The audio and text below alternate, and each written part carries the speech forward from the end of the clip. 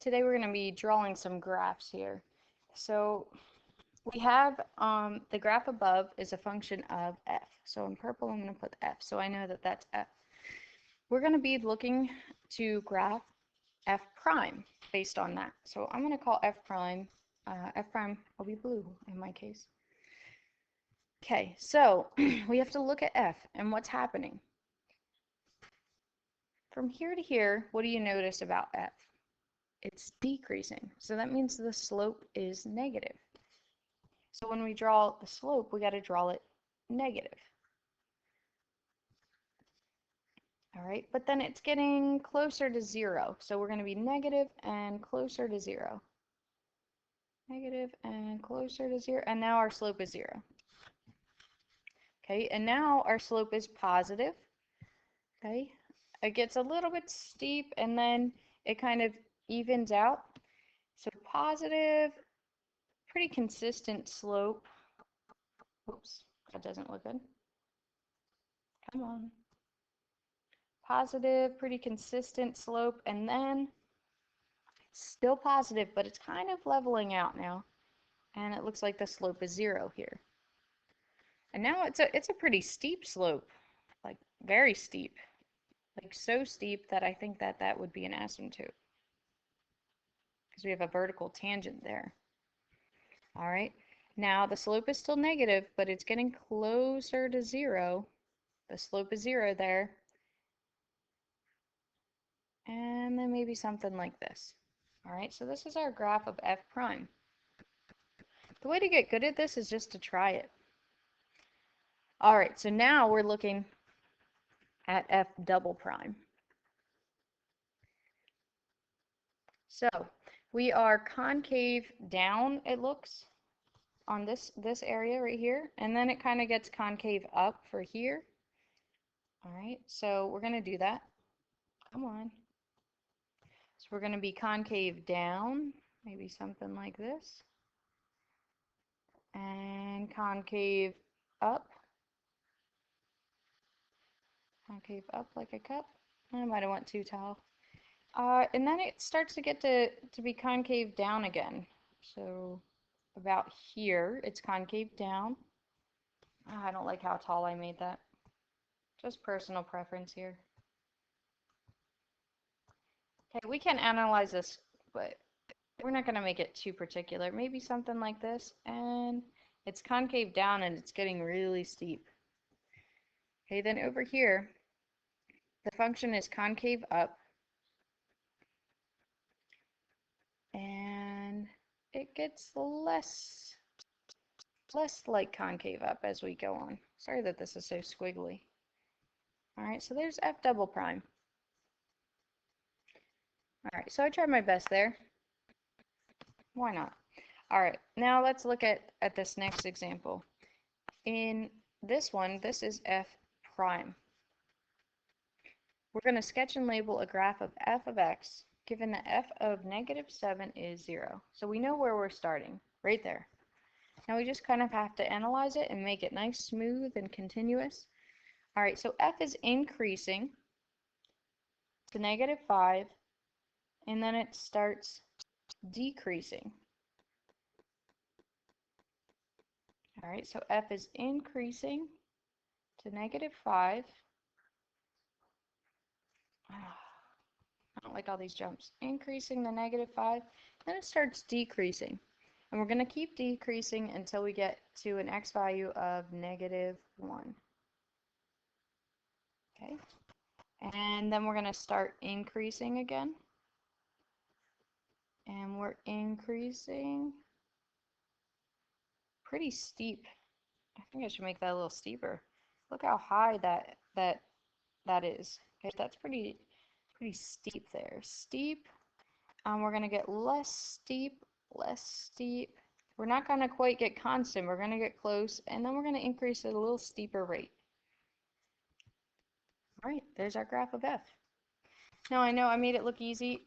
It is pretty easy. You just have to practice it, and practice you will. See, we have f prime.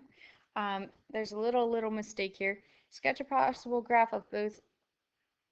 That should be f double prime. if it's already f prime of x, you wouldn't have to sketch very much. So there's f prime of x, and you're going to have to sketch a possible graph of both f and f double prime of x. All right, so let's do it. Okay, in blue, I'm going to make f of x. So here I have a positive slope, which means I'm increasing the whole time. So I'm just going to start low. That way I can increase a lot. All right. So I'm increasing. And I'm increasing. All right, I need that to be, notice the derivative's undefined there. Oh, no, sorry, it is defined. The slope right there is 3. That's not very steep, is it? 3, sure, why not? And I'm increasing. So sure, that's f. And I kind of made it level off because I'm getting closer, my slopes are getting closer to 0. All right, let's look at f double prime. So if black is f prime of x, f double prime, it's based on f prime of x. Notice f prime is decreasing, so we're going to have negative for our f double prime, and then it's positive. And then it's going to be undefined here because we can't define a derivative there at that point. And now my slope is negative, and it looks pretty consistent. So maybe it's something like this, negative, all right? Maybe negative, not quite -1, it's a little less than that, or a little steeper than that. Less steep. Ooh, can't get the words out. All right, looks something like that. So this is f prime, so we're going to try to see what f would be. Well, since f prime is negative, we're going to have f decreasing, and it's going to be decreasing and really steep, so there. And then f is increasing, and it starts out very, very steep, and then it kind of levels off. So this could be a possible graph of f. Now, if I wanted, I could take f, and I could move it up like this, and the slopes would still be the same. F could be down here if I wanted. The slopes would still be the same, so it doesn't really matter where you put your f of x graph. I'm going to have mine up a little more. Why not? All right. Now, the slope, f prime, that does matter. And then f double prime also matters because we're talking about 0 slope and those ideas. All right, so now let's analyze f double prime. So look at what f prime is doing. F prime is decreasing, so that means that f double prime must be negative. So maybe something like this. And then f prime is decreasing again, and then getting closer to 0. So there's our graph of f double prime. All right, so we're on to our last problem I think we'll do for today. This was a free response problem on the AB exam in 1982. So we're thinking way before they had the reliance on calculators that we have today, they were able to do problems something like this. So we're going to find the limit as x approaches 0 of f of x. We'd try just plugging it in. We'd see we get 0 over 0. So we got to do something different. So let's see, if we factor out an x, we get x squared minus 1, and we get x squared minus 4. So we have a hole at 0, but we don't care when it comes to limits. So we can just plug it in, and we would get 1 over 4. Not so bad. Find the zeros of f. That's where the numerator is equal to 0. And remember, x can't be 0. It's not in our domain. All right. So then that would be at x equals 1 or x equals -1. Find an equation for each vertical or horizontal asymptote. Well, we know that there's a hole at 0. And actually, we know it's at 0, 1/4. So now, whatever makes the denominator equal 0, that's where our vertical asymptotes are going to be. So that would be at positive and -2. And then horizontal asymptotes Remember, you can check the limit as x approaches infinity. So look at the growth rate of each of those. X squared minus 1 and x squared minus 4. X squared and x squared, they're growing at the same rate. So we have a horizontal asymptote at y equals 1. Describe the symmetry of the graph and justify it algebraically. Hopefully you remember this. If you put a negative x in, f of negative x, we would end up with this, and oh, I should use, yeah, let's use the original. Okay. All right, so if we put a negative x in, we get negative x cubed minus plus x, and we would get a negative x cubed plus 4x. So that is, in fact, the opposite of f of x.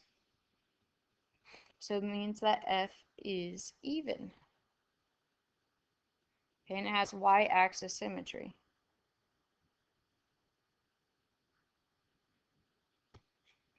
And now use all of this. We were wondering where this was going to connect, right? Use all of this to draw a graph. Okay, here we go. 1, 2, 3, 1, 2, 3. Sure, that's good. I want that 1, 2, 1, 2. Okay, so we do know we have vertical asymptotes. We have a hole at 0, 1/4. And we know there's a vertical, or in a horizontal asymptote at y equals 1. And what else do we know? We know the zeros are at 1 and -1. So I bet this part goes like this. All right, now if we plug in, say, 3, it looks like we'll be on the positive side. So it would look something like this. Since it's even, we don't even have to test that other side. And there you go. Look at that. It's a good place to stop for today.